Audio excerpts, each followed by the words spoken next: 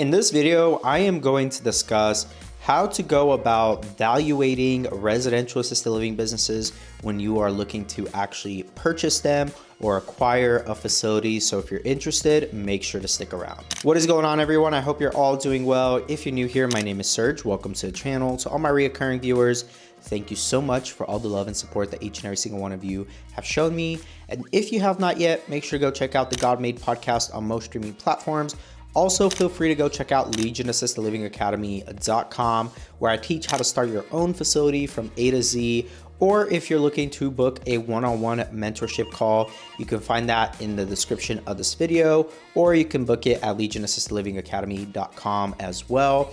And if you have not checked out Valley ALF Ventures on Instagram or checked out ValleyALFVentures.com, make sure to do that, especially if you are a limited partner or an investor looking to passively invest into this niche of assisted living, behavioral health, or transitional housing. Make sure to go check us out. And if you're an operator looking to potentially lease a facility, let us know, reach out to us, and make sure that you're a qualified operator with previous experience, because we do look at that. And also, if you are looking for placing a loved one in the Phoenix metro area or know of someone needing placement, make sure to reach out to us, and we would be more than happy to assist with that.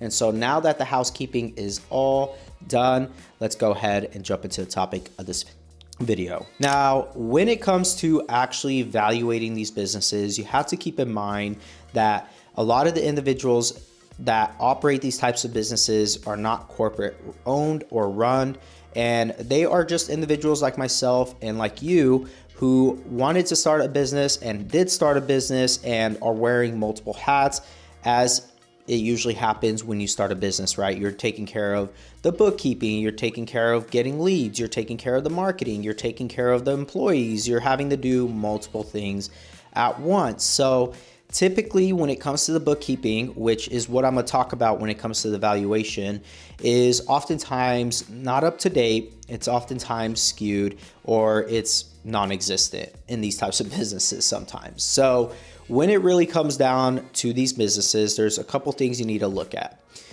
You need to look at how many residents they currently have, right? What is the gross revenue that it's bringing in? And what do I mean by gross? That is the total revenue that it is bringing in at that current time that you're looking at the facilities.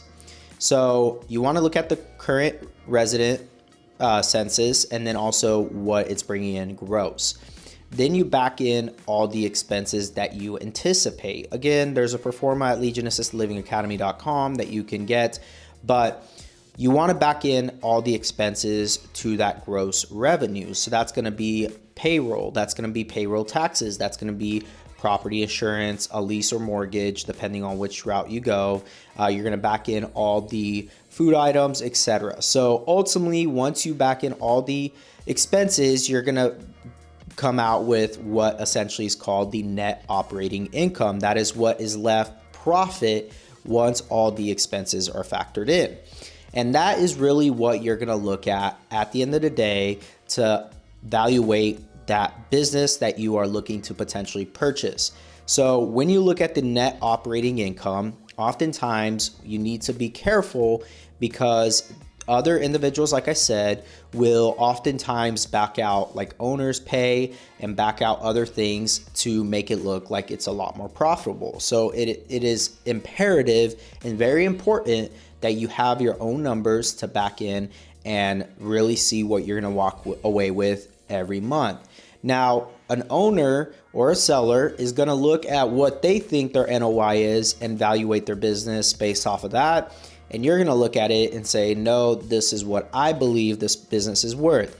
And sometimes that business really isn't worth anything. Why? Because they're losing money based off of the numbers that you have that are conservative and that are realistic, right? You're not going into this type of business in most cases to buy yourself a job. You're going into this thing to work on your business, run it, operate it high level, have systems in place, have employees, key employees in place to be able to continue to grow it. And that is the intention, hopefully, for most individuals.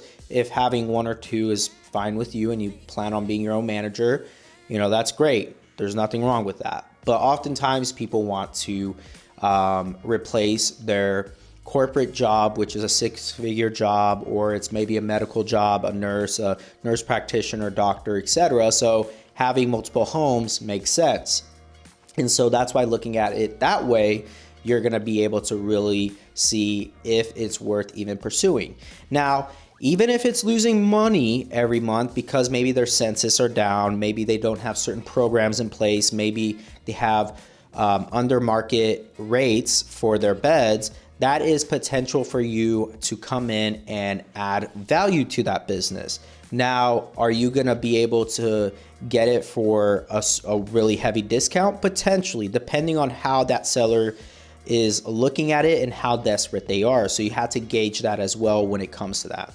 So typically what I tell people, right, this is kind of the meat of this video, is how do you evaluate it? Now, what I like to do is I like to base it off of 1x or 1.5x up to 2x of the net operating income annualized. So if a business is bringing in 100K a year for simple numbers, and that is the net operating income, 1x is just 1 times 100K. So that's 100K valuation for that business.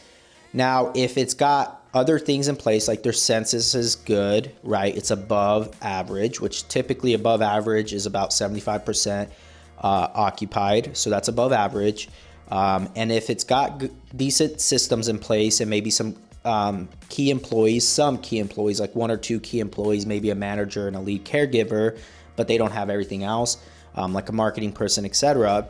You're going to have to come in and hire those individuals. So you have to look at a lot of different variables when it comes to evaluating these types of businesses.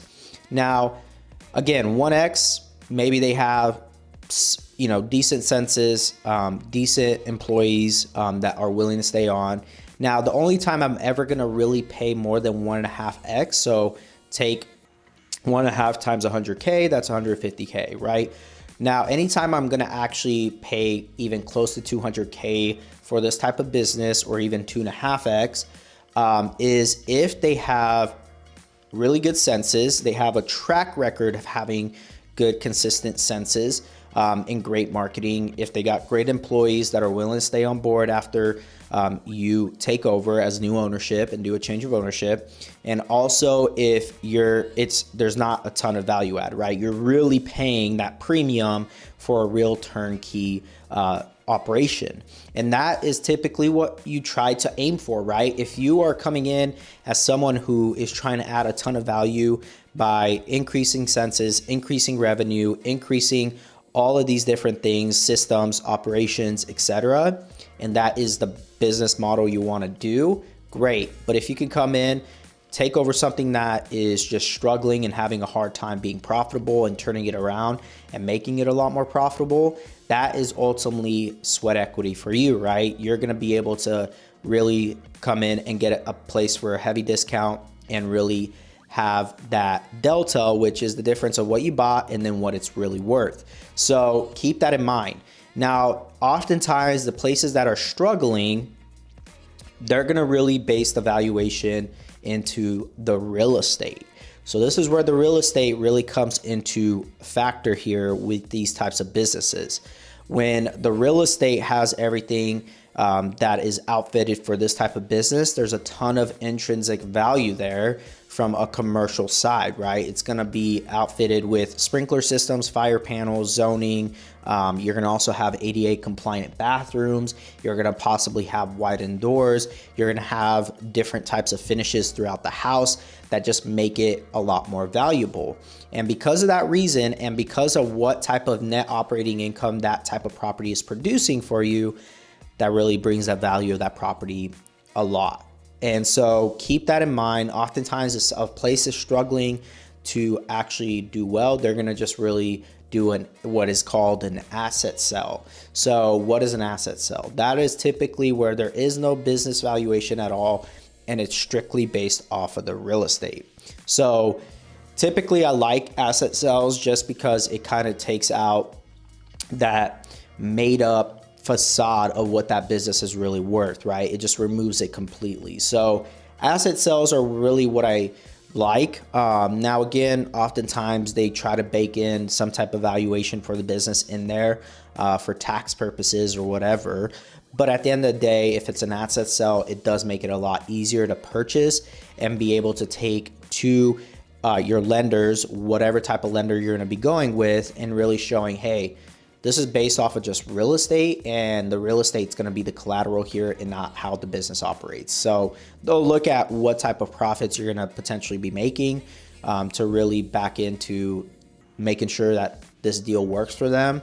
But at the end of the day, typically that's how these businesses are evaluated. So if you're looking to purchase one of these, rewatch this whole video. Again, you can book a one-on-one mentorship call with me in the link of this description. Also at legionassistedlivingacademy.com. You can go and purchase the course there and the Performa and whatever else is on the site there.